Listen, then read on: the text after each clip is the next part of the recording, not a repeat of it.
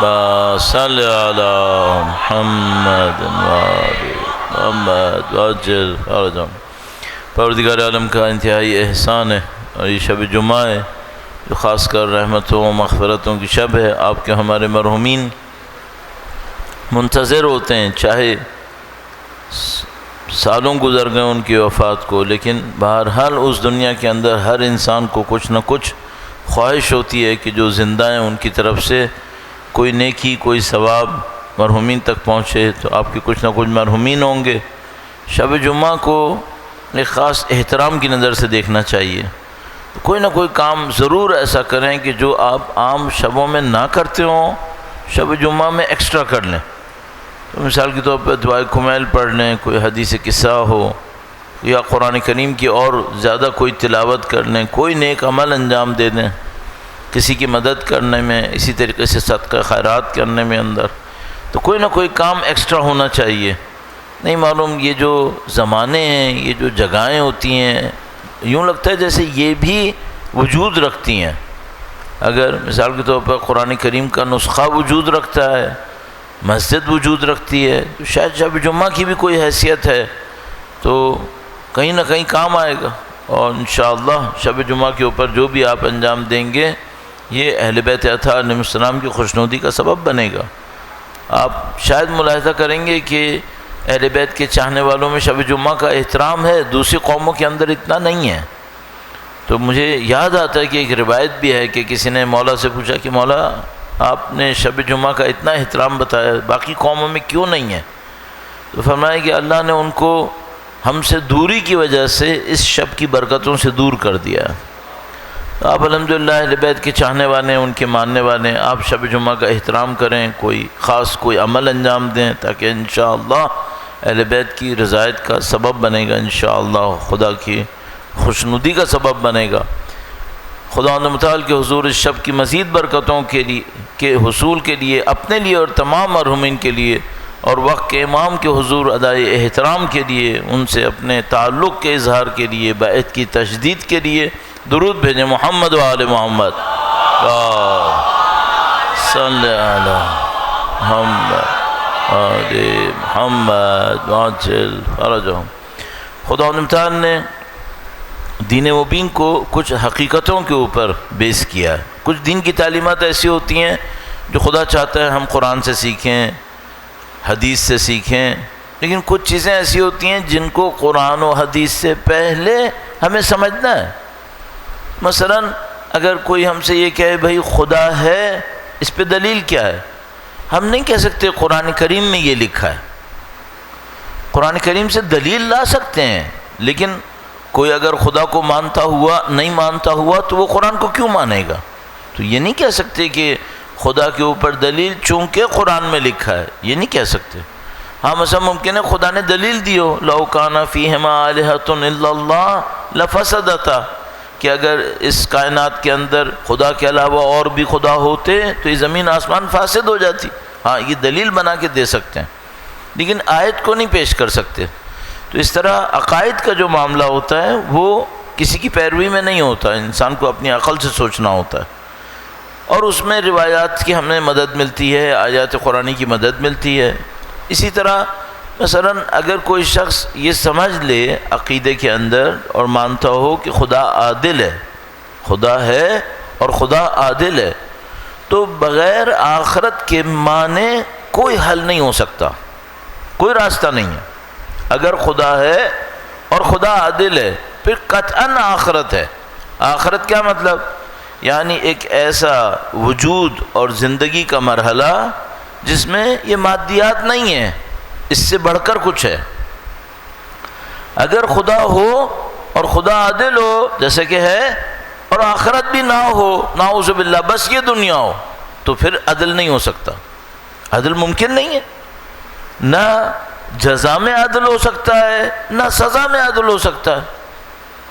یہ جو دنیا کے بڑے بڑے ظالم و جابر ہوتے ہیں جنہوں نے ہزاروں لاکھوں انسانوں کو مار دیا ہوتا ہے، اور یہ آج کی دنیا کے جو ظالم و جابر بیٹھے ہیں اور دنیا کے کروڑوں انسانوں کی بلکہ اربوں انسانوں کی زندگیوں کو برباد کر رہے ہیں اپنی دنیا کی خاطر، ان کو دنیا میں کیا سزا ملے گی؟ ابھی اس وقت اگر دنیا میں 8 ارب انسان ہیں تو میں قطعاً کہہ سکتا ہوں کہ کم سے کم 4-5 ارب انسان ایسے ہوں گے جو ان کے ظلم کا نشانہ بنے ہوئے ہیں، ان کی زندگیاں تباہ ہوئی ہوئی ہیں ان بدبختوں کی وجہ سے۔ یا مثلا پاکستان کے اندر اگر 24 کروڑ عوام ہیں تو ان 24 کروڑ عوام کی بدبختی کا جو ذمہ دار ہوں گے وہ مشکل سے چند لاکھ لوگ ہوں گے، چند لاکھ لوگ۔ ان کو دنیا میں اگر ہم سزا دیں، دنیا کا کون سا جج، کون سا قاضی پہلے تو ان کو سزا دے گا؟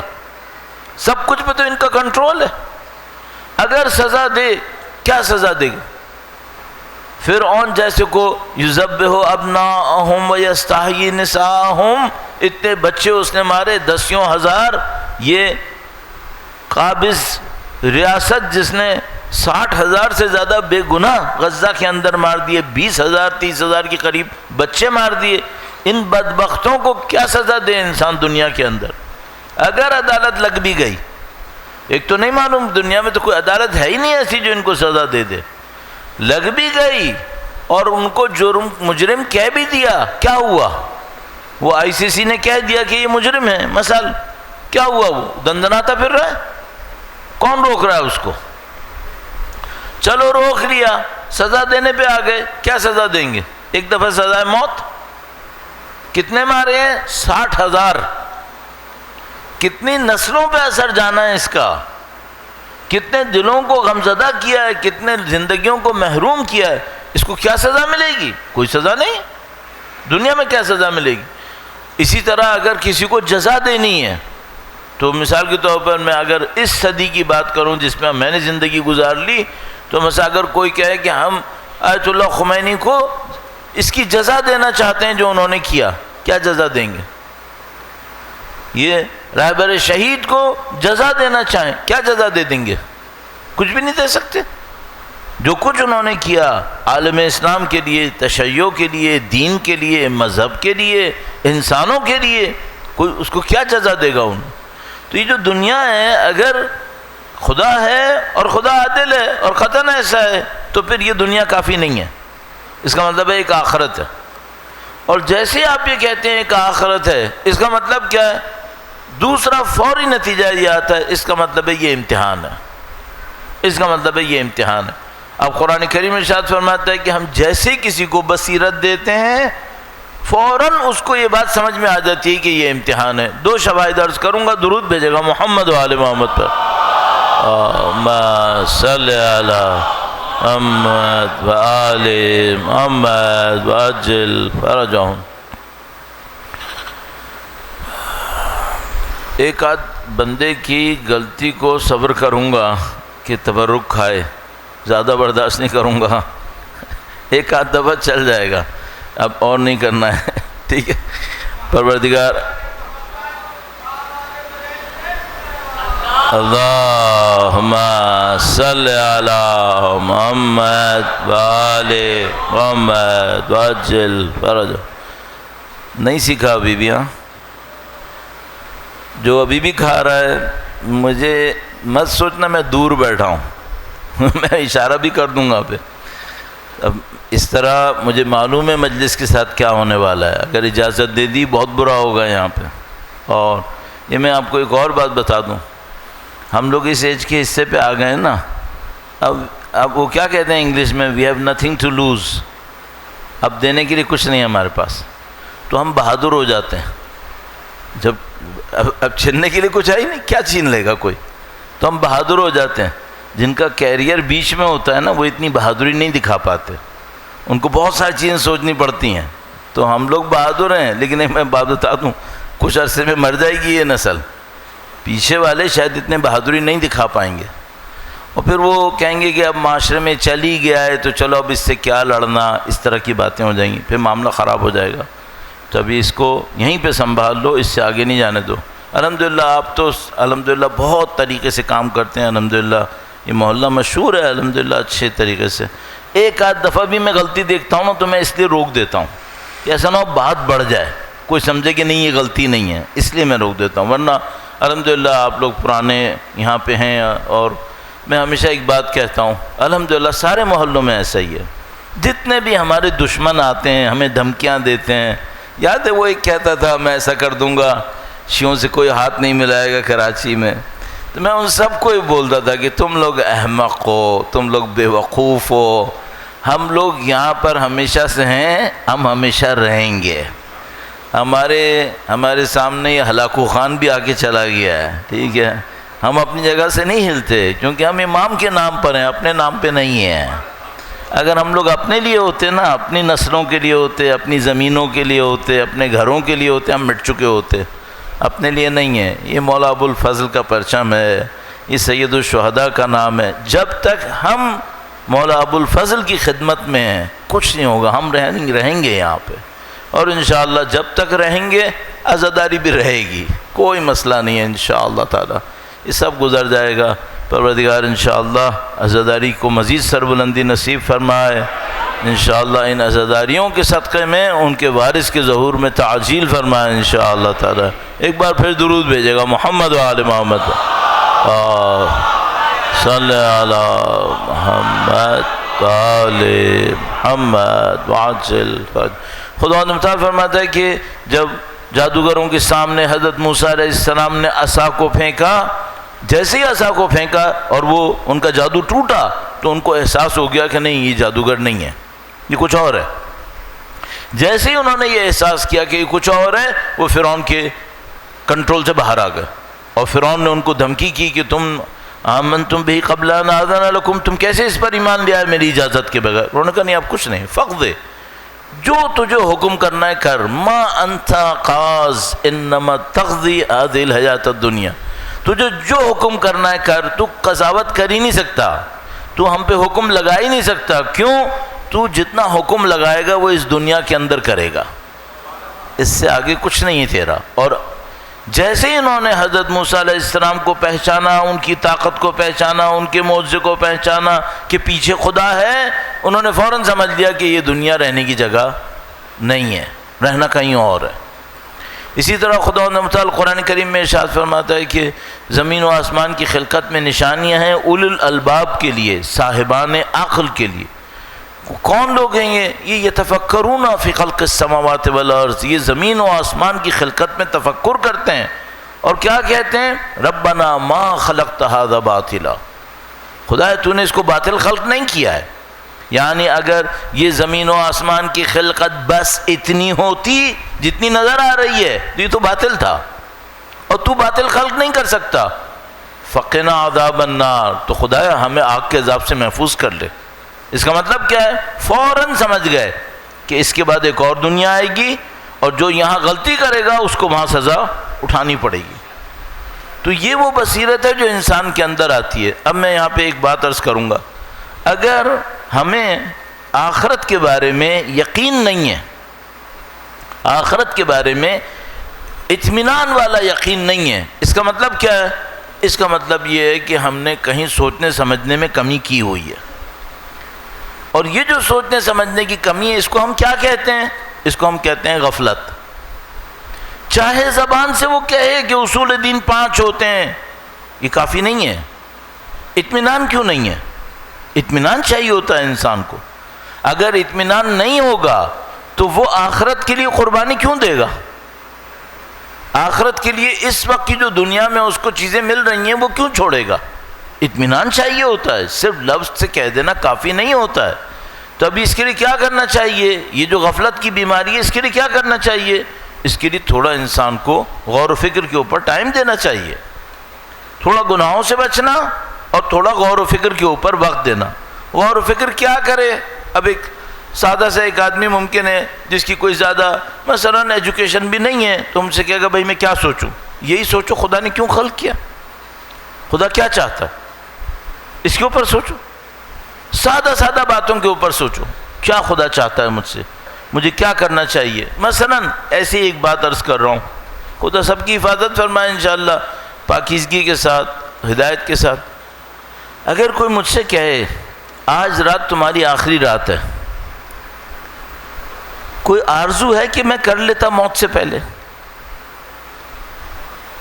مثلا ابھی اگر کوئی مجھ سے کہے آج رات تمہاری آخری رات ہے، وہ دنیا کے بے وقوف کچھ اور ہیں جو وہ کہتے ہیں فلاں ڈش لے آؤ آخری دفعہ یہ کھا لوں، ادھر ہوتا ہے پھانسی پہ جو لگانے لگتے ہیں ان سے پوچھتے ہیں بھئی آخری کھانا کون سا کھانا ہے بتاؤ، وہ بڑے لمبے لمبے کھانے آرڈر کرتے ہیں، یہ چاہیے وہ چاہیے.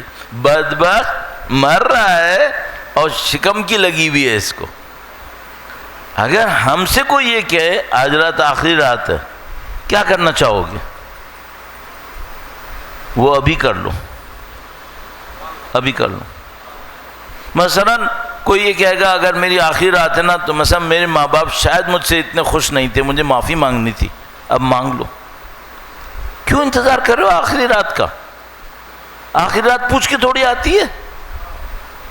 اچھا کوئی یہ کہہ سکتا ہے کہ میری عمر چونکہ 20 سال ہے میری آخری رات نہیں آئے گی؟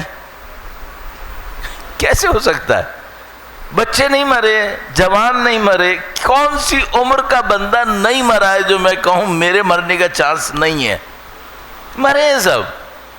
تو انسان ایک سادہ سا کام کرے، یہ سوچے بھائی اگر یہ میری آخری رات ہے تو مجھے کیا کرنا تھا؟ توبہ کرنی تھی، اللہ سے کوئی وعدے کرنے تھے، کسی سے کوئی معافی مانگنی تھی، کسی کا کوئی حق ادا کرنا تھا. تو بندے خدا کر لو، شروع کر لو. مثلا خدا نہ کرے نعوذ باللہ کسی کے سر پہ قضا چیزیں باقی ہیں، ایک دن ایک نماز قضا پڑھ لو، ایک پڑھ لو. میرے اوپر 25 سال کی باقی، کوئی بات نہیں، ایک دن میں ایک نماز پڑھ لو قضا. کیوں؟ اللہ سے کم یہ تو کہو کہ میں کر رہا تھا، یہ تو نہیں کہو گی کہ میرے پہ توجہ ہی نہیں دیتا تھا، کچھ تو کر رہا تھا نا. کسی کے اوپر کوئی پیسہ ہے، کسی کا قرضہ ہے، بھائی تھوڑا تھوڑا ادا کرتے رہو. کہہ رہا ہے ابھی نہیں ہے، بھائی 10 روپے بھی کر سکتے ہو کر لو، اس کی طرف سے صدقہ کر دو، کچھ کر لو تاکہ خدا کے سامنے پہنچو. دیکھو خدا مجبوری میں تھا یار. وہی جو آپ نماز میں، روزے میں، حج میں، عمرے میں، ہر عبادت میں کہتے ہیں، وہ کیا کہتے ہیں؟ قربتاً الی اللہ، اللہ سے قریب ہونا. صحیح، اللہ سے قریب کس میں ہونا ہے؟ صفتوں. کاش کوئی یہ بات پہلے دن سے بالغ ہونے کی اپنے ذہن میں رکھ لے کہ بھائی یہ عبادتوں کا کیلکولیٹر، ثواب کا کیلکولیٹر یہ اصلی کام نہیں ہے، یہ وسیلہ ہے. نمازیں، روزے، حج، عمرے، عبادات، یہ سب خدا نے واجب قرار دی ہیں. کیوں واجب قرار دی ہیں؟ خود خدا فرما رہا ہے کیا؟ قربتاً الی اللہ. کہیں لکھا ہے ثواب بنانے کے لیے ہی؟ ثواب خدا بنا دے گا، ثواب دے دے گا. اصل کام کیا ہے؟ اللہ سے قریب ہونا ہے. اچھا اب اللہ سے جو قریب ہونا ہے وہ کیا قریب ہونا ہے؟ دیکھو انصاف کی بات، ہم اور آپ سب جانتے ہیں، ہم اور آپ اپنے معاشرے میں ایسے ایسے لوگ دیکھتے ہیں جنہوں نے مثال کے طور پر 30 سال، 40 سال اول وقت نمازیں پڑھی ہیں، کردار صحیح نہیں ہے.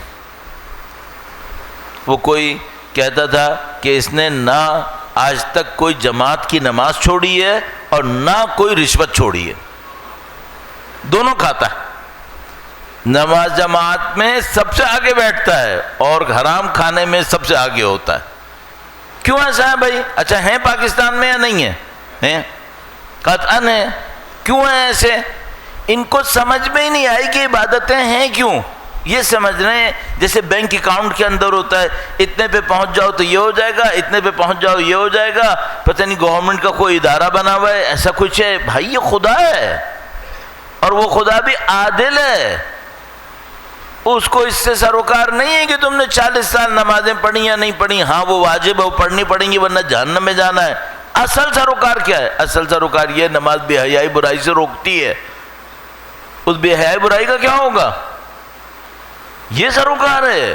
مثلا خداوند متعال کیا چاہتا ہے؟ کہتے ہیں میرے قریب آؤ. قریب آؤں تو کیا ہوگا؟ خداوند متعال فرماتا ہے میں رحیم ہوں تم رحم کرو، میں صادق ہوں تم سچ بولو، میں عادل ہوں تم عادل کرو، میں رزاق ہوں تم بھی دینے والے بنو، میں علیم ہوں تم کیوں جاہل ہو. یہ خدا چاہتا ہے. اب انسان یہ کام کرے، سوچنے کا کام یہ ہے، اپنے آپ سے پوچھے میرے اندر وہ صفتیں آ رہی ہیں یا نہیں آ رہی ہیں. اگر آ رہی ہیں الحمدللہ رب العالمین، قرب بڑھ رہا ہے. اگر نہیں آ رہی اس کا مطلب کیا ہے؟ جہنم سے تو بچ رہے ہو، خدا کے قریب نہیں جا رہے ہو. قریب نہیں جا رہے، قریب جانا تھا. اب کیا کریں پھر؟ وہی کرو جو پہلے دن سے کرنا تھا، کہ وہ صفتیں خدا کی اپنے اندر ڈھونڈنا شروع کر دو۔ اچھا یہ جو ہم نے 8 دن کہا عزت نفس عزت نفس، وہ کیا ہے؟ وہ یہی صفتیں ہیں۔ عزت نفس کس کے اندر ہے؟ جو رحم دل ہے۔ عزت نفس کس کے اندر ہے؟ جو غلط کے اوپر کمپرومائز نہیں کرتا ہے، عادل ہے، انصاف کرتا ہے۔ اور سب سے بڑا انصاف انسان کس سے کر سکتا ہے؟ اپنے آپ سے۔ سب سے بڑا انصاف اپنے آپ سے کرے۔ کیا مطلب؟ اپنے آپ سے سوال کرے، یہ جو ابھی گند میرے سامنے ہے، کیا یہ انصاف ہے کہ میرے جیسا یہ کرے؟ کل میں اہل بیت کے سامنے کھڑے ہو کے کیا منہ دکھاؤں گا پھر؟ انصاف یہ ہے۔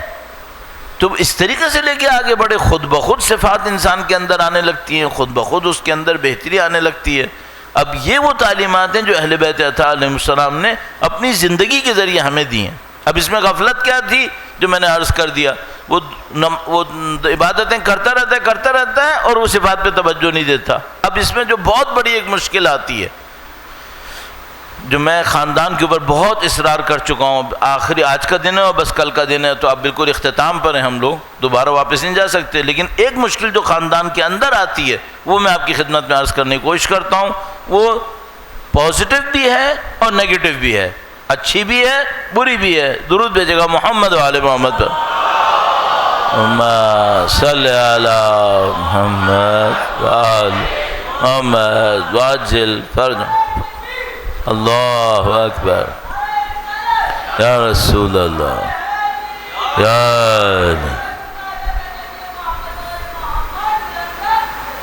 اللہم صلی علی محمد محمد وعجل۔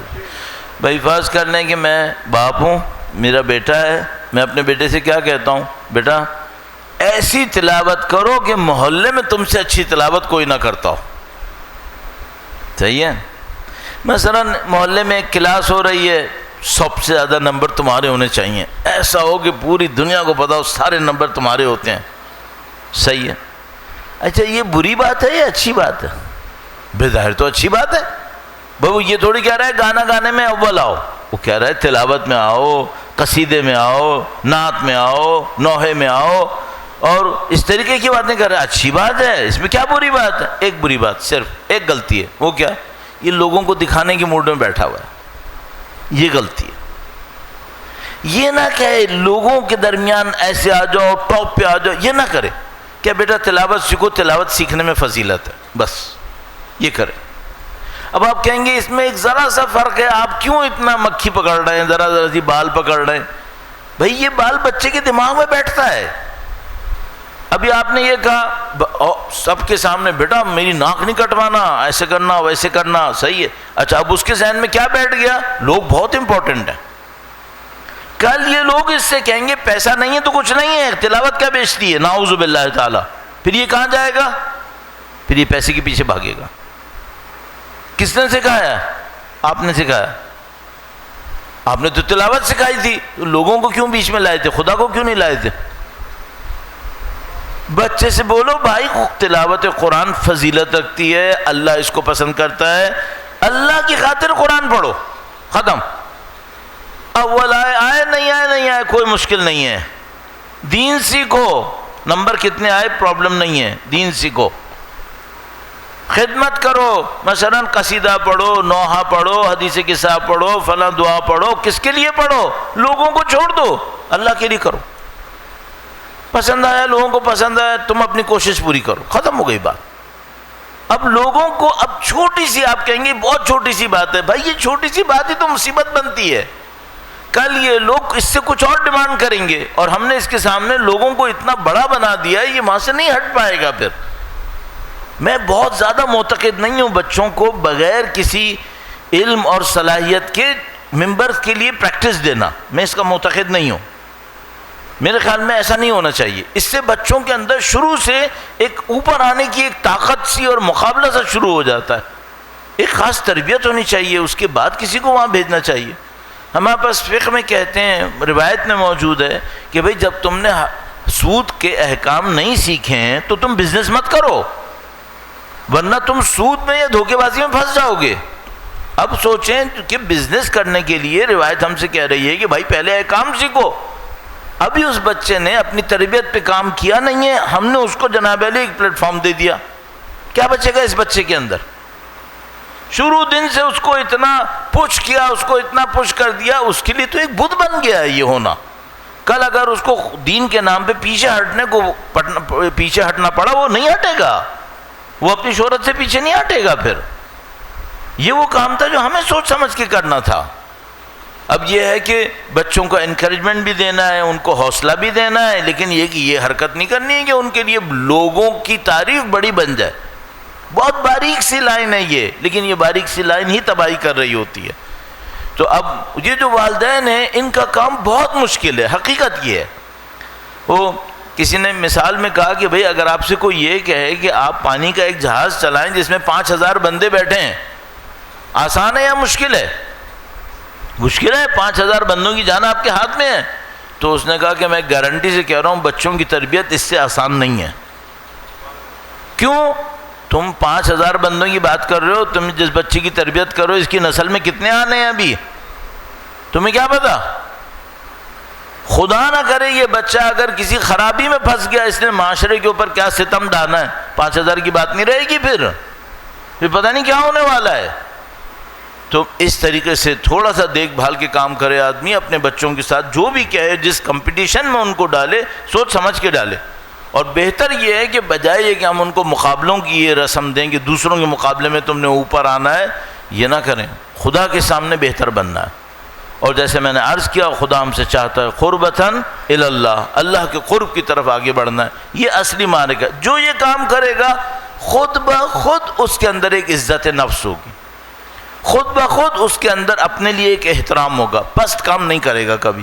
ایک مثال اور عرض کرتا ہوں, درود بھیجے گا محمد و آل محمد. اللہم صلی علی محمد و آل محمد وعجل فرجہم. آپ نے دیکھا ہے آپ کے اور ہمارے بعض دوست ایسے ہوتے ہیں جو مشکل وقت میں ساتھ نہیں چھوڑتے, اور بعض لوگ ایسے ہوتے ہیں جس دن اندازہ ہو کہ آپ اس کے کام کے نہیں ہیں, لو جی معاملہ ختم ہو گیا. صحیح. اچھا, ان میں سے کون سا آپ کو اچھا لگا؟ ظاہر ہے جو مشکل وقت میں آپ کا ساتھ دیتا ہے. ٹھیک ہے, اب اپنے آپ سے ایک سوال پوچھنا ہے, میں کون سا والا ہوں؟ اچھا تو وہ لگے گا, ظاہر ہے اچھا لگے گا. وہ جو اچھا لگ رہا ہے اپنے سے بھی تو پوچھو, میں کون ہوں. پھر اپنے آپ سے سوال پوچھنا, میں نے کب ایسا ہوا کہ کسی مشکل میں ساتھ چھوڑنے کی گنجائش تھی لیکن ساتھ نہیں چھوڑا, میں نے ساتھ دیا؟ کب ایسا ہوا؟ دیکھو اپنے اندر. اچھا, یقین مانے آپ سب کو معلوم ہے, مجھے معلوم ہے, ہم سب کے اوپر ایک وقت آتا ہے کمزوری کا. آج کل دیکھا نا یہ بڑے ڈپریشن کا مرض پھیلا ہوا ہے, میں نے بہت تفصیل سے اس پہ عرض کیا ہے, بہت پھیلا ہوا ہے جوانوں کے اندر. ایک ٹائم, چلو میں اس کو چھوڑ دیتا ہوں, ابھی میں آتا ہوں آگے عمر میں. ایک عمر آتی ہے انسان کی, اور کبھی زندگی میں کوئی حادثہ ایسا آتا ہے, ایک دم انسان کو یہ سوچنا پڑتا ہے اب تک میں نے زندگی میں کیا کیا تھا. خدا نہ کرے نعوذ باللہ کسی کا کوئی حادثہ ہو گیا, اس کو یہ لگا بھائی میں تو مر رہا ہوں. یقین مانو اس وقت کیا پتہ چلتا ہے, یہ جو نرسز ہوتی ہیں, یہ جو پیرامیڈیکل اسٹاف ہوتے ہیں جنہوں نے مرتے ہوئے لوگوں کے ساتھ وقت گزارا ہوتا ہے, یہ بتاتے ہیں کہ لوگ مرتے وقت کیا کہتے ہیں, کیا سوچتے ہیں. تو تقریباً سب لوگ, ایک وقت آتا ہے اپنی زندگی میں, اور خدا جتنی جلدی دے دے بغیر حادثے کے اچھا ہے, سوچنے سمجھنے پہ دے دے اچھا ہے, نہ کہ حادثوں کے اوپر آئے. وہ کیا, انسان اپنے آپ سے پوچھتا ہے میں نے اب تک کیا کیا, اب تک کوئی چیز ایسی کی ہے جو مجھے مطمئن کرے. پھر یہ کام نہیں آتا میری تنخواہ کتنی تھی, میری گاڑیاں کتنی تھیں, میرے گھر کتنے تھے, یہ سب کام نہیں آتا. کیوں؟ وہ تو گیا, وہ تو ختم ہو گیا. پھر کیا کام آتا ہے؟ یاد آتا ہے مثلا میں نے فنا ایک جگہ کے اوپر ایک اچھا کام کیا تھا, اس سے حوصلہ ملتا ہے انسان کو. اپنے لیے وہ ایسٹس ڈیولپ کر لو, وہ چیزیں کہیں اپنے لیے کما لو. اس کو ہم کہتے ہیں عزت نفس, اس کو کہتے ہیں عزت نفس. تو مثال کے طور پر کسی ایسی جگہ کے اوپر جہاں اور لوگ شاید پیچھے ہٹ جاتے, کوئی انسان حوصلہ دکھائے کہ نہیں میں اتنی آسانی سے پیچھے نہیں ہٹوں گا، مجھے یہ کام کرنا ہے، ٹھیک ہے مشکل ہے کوئی بات نہیں، نقصان بھی اٹھانا پڑا اٹھا لوں گا۔ میں بہت دیکھتا ہوں یہ جو جنگیں ہوتی ہیں اس میں انسانوں کے بہت راز کھل جاتے ہیں اندر، چونکہ موت سامنے آتی ہے نا تو انسانوں کے راز کھلتے ہیں کہ اس میں کتنا حوصلہ ہے اس کے اندر۔ ابھی دیکھو آسانی کا وقت ہوتا ہے نا، بڑے بڑے دعوے ہوتے ہیں، میرے جیسے لوگ بولیں گے یہ ہو جائے گا وہ ہو جائے گا، جب موت سامنے آتی ہے نا پھر پتہ چلتا ہے کہاں کتنے پانی میں ہو۔ وہ تو بہت سارے لوگوں کو نظر ہی نہیں آتا، چونکہ وہ جب آتا ہے تو مر چکے ہوتے ہیں تو بتانے کے لیے رہتا ہی نہیں۔ کچھ ہوتے ہیں جن کی زندگی میں موت بار بار سامنے آتی ہے، ان کو پتہ ہوتا ہے کہ بھائی یہ کیا پرابلم ہے۔ تو آپ اپنے اندر کچھ ایسے کام کر لو کہ خدا نہ کرے آپ کے اوپر جب کمزوری کا وہ وقت آئے تو آپ کا دل اطمینان سے کہے کہ نہیں میں نے اس موقع پہ برا نہیں کیا تھا، الحمدللہ رب العالمین اچھا کیا تھا۔ کوئی کیریکٹر ایسا دکھاؤ۔ اور سب سے بڑی مثال کیا ہے؟ سب سے بڑی مثال اہل بیت کی زندگی ہے۔ درود بھیجے گا ان کی دعوت گرامی پر، صلی علی محمد وآل محمد وعجل جب جو واقعہ اٹھا کے دیکھو اہل بیت کی زندگی میں، آپ کو ایک جملہ کہنا پڑے گا اردو میں، کیا؟ عظمت۔ انگلش میں کیا بولوں گا؟ ڈگنیٹی، آنر، اور پھر ایک فخر اپنے اندر آتا ہے، خدائے تیرا شکر ہے تو نے ہمیں در اہل بیت پہ کھڑا کیا، ان بدبختوں کے سامنے نہیں کھڑا کیا جن کے کردار میں کچھ نہیں ہے۔ الحمدللہ رب العالمین۔ شب عاشور یہ شمر العین مولا ابو الفضل کے خاندان کے لیے مثلا اپنی دانش میں امان نامہ لاتا، کہتا ہے مجھے بات کرنی ہے، انہوں نے کہا ہم نے بات نہیں کرنی۔ سید الشہداء نے کہا نہیں سنو، جاؤ سنو۔ دل نہیں چاہتا تھا مولا ابو الفضل کا اس بدبخت لعین سے کوئی خطاب کرے، تو نہیں چاہتے تھے بات کریں۔ سید الشہداء نے کہا نہیں جاؤ بات کرو۔ تو پوچھا کیا چاہتے ہو؟ کہنے لگا میں تمہارے لیے امان نامہ لایا ہوں۔ مولا ابو الفضل نے کہا تم یہ چاہتے ہو کہ میں جان بچانے کے لیے اولاد رسول کو چھوڑ کر یہ ولد حراموں کی اطاعت میں پیچھے پڑ جاؤں میں؟ تم یہ چاہتے ہو مجھ سے کہ میں اپنی جان بچانے کے لیے اولاد رسول کو چھوڑوں اور کس کی اطاعت میں جاؤں؟ یہ تمہارے سربراہوں کی اطاعت میں، جن کی نسلوں میں شبہ ہے، جن کی نسلوں میں حرام بھرا ہوا ہے، تم مجھ سے یہ چاہتے ہو؟ تو پھر کہا لعنت ہو تمہاری امان کے اوپر اور تم لوگوں کے ان ارادوں کے اوپر۔ یہ ڈگنیٹی نہیں ہے، یہ عظمت ہے، یہ کردار ہے۔ ورنہ انسان جو مر رہا ہوتا ہے، جس کو کہیں بلا تشبیہ کہہ رہا ہوں، مثلا کوئی عام انسان ہو اور اس کو پتہ چل رہا بھائی تیری موت آنے والی ہے، سامنے والا بچا سکتا ہے، تو وہ کیا کہتا ہے؟ جو بھی ہے صحیح ہے۔ اچھا آپ یہ کہیں گے وہ ظاہر ہے یہ تو اہل بیت اطہار ہیں، الحمدللہ بڑی عظمت کی بات ہے۔ بعض اوقات عام انسان بھی کیریکٹر دکھاتے ہیں، بڑے بڑے کیریکٹر دکھانے والے پڑھیں۔ ایک واقعہ، یہ جو زائروں کی خدمت کرتے ہیں عراقی اربعین کے اندر، یہ پوری دنیا میں مشہور ہے، پوری دنیا نے دیکھ لیا الحمدللہ۔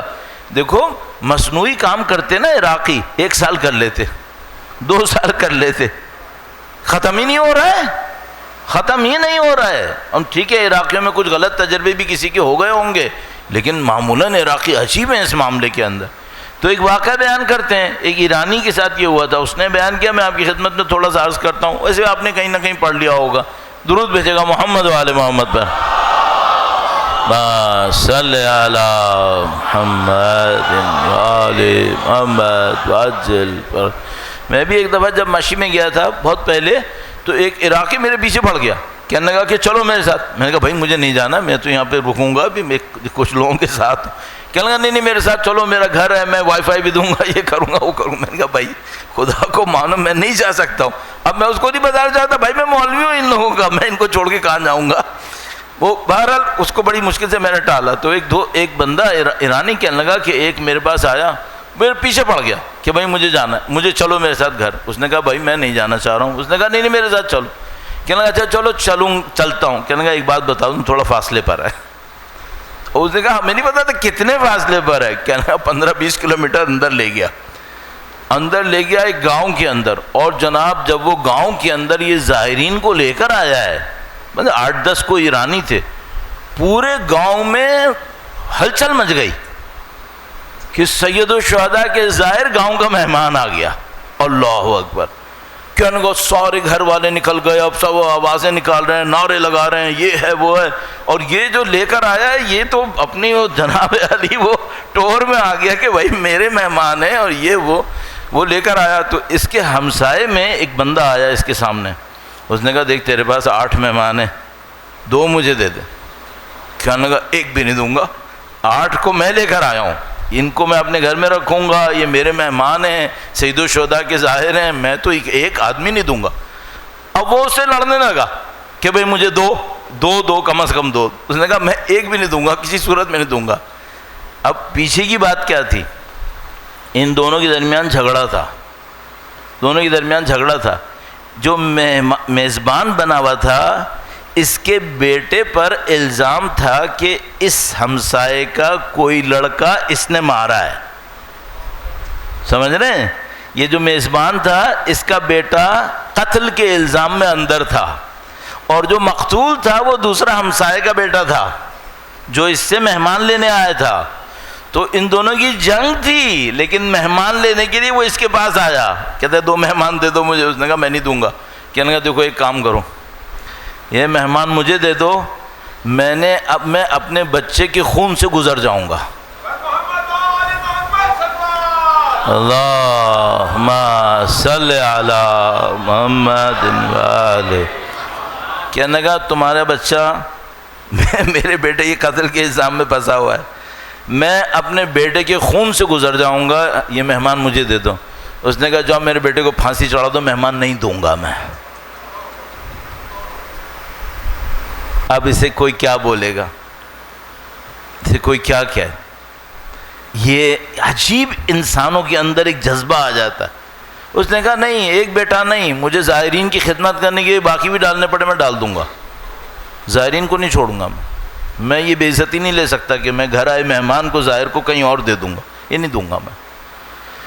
یہ معاملہ کچھ اور ہو جاتا ہے، یہ لوگ کہیں اور پہنچ گئے. پھر ابھی دیکھو کوئی قانون، کوئی پولیس، کوئی فوج، حکومت کچھ نہیں ہے، صرف امام حسین کے سامنے عزت ہے، بس یہ چاہیے. تو یہ ایک ہے معاملہ. اور الحمدللہ رب العالمین مجھے یقین ہے ہمارے معاشرے میں جو ظاہر میں اوپر سے بعض اوقات بہت خراب نظر آتا ہے، اندر بہت اچھے لوگ موجود ہیں، بہت اچھے لوگ ہیں جو خاموشی سے اپنی زندگیوں میں سید الشہداء کے لیے قربانیاں دیتے ہیں، بلوا بھی نہیں کرتے، آ کے نمائشیں بھی نہیں کرتے، اپنا نام بھی نہیں لیتے، خاموشی سے اپنے آپ کو اندر اہل بیت اطہار کے لیے وقف کر رہے ہوتے ہیں. اگر یہ نہیں ہوتا نا، یقین مانو یہ عزاداری یہاں تک نہیں آنی تھی. لوگوں نے اندر قربانیاں دی ہیں، اس وجہ سے یہ ہوا ہے. اور یہاں پہ میں پہنچ کر ہمیشہ یہ کام کرتا ہوں. میں بتا دوں، اگر کوئی یہ سمجھ رہا ہے نا کہ مردوں نے قربانیاں زیادہ دی ہیں، میں تم کو گارنٹی سے کہہ رہا ہوں خواتین کی قربانیاں زیادہ ہیں، قطعاً بتا رہا ہوں. خواتین کی قربانیاں یقیناً جو اہل بیت اطہار علیہ السلام کی ذکر کے اندر، عزاداری کے اندر قربانیاں ہیں، وہ ان کی قربانیاں مردوں سے کافی زیادہ ہیں، کافی زیادہ ہیں. الحمدللہ یہ سب کا مشترکہ خلوص ہے، اور یہ سید الشہداء کی محبت ہے جس کے لیے ہم خدا کے سامنے سوائے شکر کے کچھ نہیں کہہ سکتے کہ خدایا تیرا شکر ہے، تو نے ہمارے دلوں کے اندر یہ محبت ڈال دی ہے. اور ظاہر ہے کہ جو محبت آئی ہے یہ کسی قربانی کی وجہ سے آئی ہے. جو اہل بیت اطہار علیہ السلام نے کربلا میں قربانیاں دی ہیں، اللہ اکبر، ذرے ذرے میں قربانی چھپی ہوئی ہے. ایک ایک بات اٹھا کے دیکھو، لگتا ہے جیسے پتہ نہیں کردار کی کیا عظمت تھی جو وہ اپنے ساتھ لے کر آئے تھے، اور قربانیوں پہ قربانیاں دیتے تھے. اور کل ہم نے مولا ابو الفضل کے مصائب میں سے کچھ جملے آپ کے سامنے عرض کیے تھے. آج میں بیٹھا ہوا تھا تو پتہ نہیں اچانک میرے ذہن میں یہی جو عزت نفس کے اوپر بات کر رہا تھا تو مجھے مولا ابو الفضل کے شعر یاد آ گئے. مولا ابو الفضل کے شعر، جب مولا پانی پر پہنچے نہیں معلوم کب کے پیاسے تھے، نہیں معلوم پیاسے تھے، میدان میں تھے، مسلسل لڑ رہے تھے، پتہ نہیں زخم کتنے تھے، کیا کچھ تھا. اور جب مولا ابو الفضل پانی پر پہنچے اور تمام تر شواہد کے مطابق پانی کے اندر پہنچ چکے تھے، ورنہ مشکیزہ کیسے بھری؟ مشکیزہ بھری ہے، سوار ہوتے ہوتے بھری ہے، اس کا مطلب ہے پانی کے اتنے اندر آ گئے تھے، اور گویا روایتوں کے مطابق پانی کو چلو میں لیا اور اس کے بعد یہ شعر پڑھا، پھر یہ شعر پڑھا، یا نفسو من بعد الحسین ہونی وبعدہ ما کنت ان تکونی، اے نفس حسین نہ ہو اور تو بچ جائے، یہ نہیں ہو سکتا، یہ نہیں ہو سکتا، حسین نہ ہو اور تو بچ جائے، یہ نہیں ہو سکتا۔ اور اس کے بعد کہا حسین تو موت کا ذائقہ چکھے اور تو ٹھنڈا پانی پی لے، یہ نہیں ہو سکتا، یہ نہیں ہو سکتا، عباس یہ کام نہیں کر سکے گا، ہم بہت بڑی عظمت ہے۔ کہا نہ یہ میرے دین کی نشانی ہے، نہ کسی اچھے صادق انسان کی نشانی ہے، بس یہ کہہ کر آگے بڑھے، اور پھر جو شعر بدلا تو واللہ ان قطعتم یمینی، خدا کی قسم اگر تم نے میرا سیدھا ہاتھ کاٹ بھی دیا، اب سیدھا ہاتھ کٹ گیا، پھر بایاں ہاتھ کٹ گیا۔ تو میں سوچتا ہوں ایک وہ مصائب کے پہلو ہیں جو مولا ابو الفضل کی نظر سے ہیں، ابو الفضل کی نظر سے ہیں، کہ وہ کس طرح اپنے خاندان کے لیے سید الشہداء کے لیے پانی لانا چاہ رہے تھے اور پانی نہیں لا سکے، کتنی جد و جہد کی، کس طریقے سے زمین پر گرے۔ اب ذرا ایک رخ دیکھو امام حسین کی طرف، جب علم عباس لہرایا فرمایا الآن ان کا سرسری، اب میری کمر ٹوٹ گئی ہے،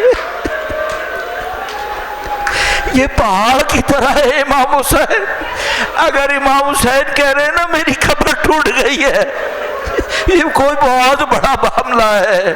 جو سید الشہداء فرما رہے ہیں میری کمر ٹوٹ گئی ہے، اور کس عالم میں ابو الفضل کے پاس آئے، کس طرح سے آئے، اور وہ بھائی زمین پر ہے جو ہمیشہ خدمت گزار ہے، اور بس زمین پر دیکھا، گویا مولا ابو الفضل کے سر اقدس کو اپنے جانوں کے اوپر رکھا، چہرے پر سے خون کو صاف کیا، گویا چاہتے تھے ابو الفضل کو ایک دفعہ مجھے دیکھے اور میں ابو الفضل کو دیکھ لوں۔ ابو الفضل نے کیا مانگنا تھا؟ جب اصرار بھی کیا تو کیا مانگنا تھا؟ بس اتنا مانگا، مولا میں پانی کے لیے آیا تھا، اب جب کہ پانی نہیں لے جا سکا تو آپ میرا لاشا خیموں میں نہ لے کے جا۔ یہ نفس کی عظمت ہے۔ اب عزیزوں مجھے کچھ سمجھ میں نہیں آتا ہے کس طرح سید الشہداء نے مولا ابو الفضل کا یہ عالم دیکھا ہوگا۔ اور اگر میں دو جملوں میں بس ایک بات کہوں گا، بس دو جملوں میں، مجھے نہیں معلوم مولا کیسے واپس خیموں میں گئے ہوں گے بتانے کے لیے کہ عباس نہیں آئے۔ کتنے بچے منتظر تھے، کتنی بیویاں منتظر تھیں کہ ابو الفضل آئیں گے۔ عزیزوں مجھے نہیں معلوم، شعر میں کچھ جملات کہے جاتے ہیں، شعر میں کچھ جملات کہے جاتے ہیں، لیکن زبان حال کا بیان بن جاتے ہیں، زبان حال کا بیان۔ کسی نے بہت خوبصورت ایک بات کہی، اس نے کہا کہ اب حسین کے بچوں نے کوزے توڑ دیے اور امام سے کہا چچا سے کہو ہمیں پیاس نہیں ہے، واپس آ جائے، واپس آ جائے، ہمیں اب پیاس نہیں لگ رہی ہے۔ نہیں معلوم یہ مرحلہ کون سا مرحلہ ہوگا۔ آج تک ابو الفضل عباس فاصلے پر ہے، اور وہ نہر جس تک پہنچنے کے لیے ابو الفضل گئے تھے، آج وہ نہر ابو الفضل کے قدموں میں جاری ہے۔ الا لعنت اللہ علی القوم الظالمین وسیعلم الذین ظلموا ای منقلب ینقلبون۔ پروردگارا جنہوں نے اہل بیت پہ ظلم کیا انہیں بدترین عذاب میں مبتلا فرما۔ خداوندہ انتقام اہل بیت اطہار لینے والے وقت کے امام کے ظہور میں تعجیل فرما، ہمیں ان کی نصرت کی سعادت اور اسراء میں شہادت نصیب فرما۔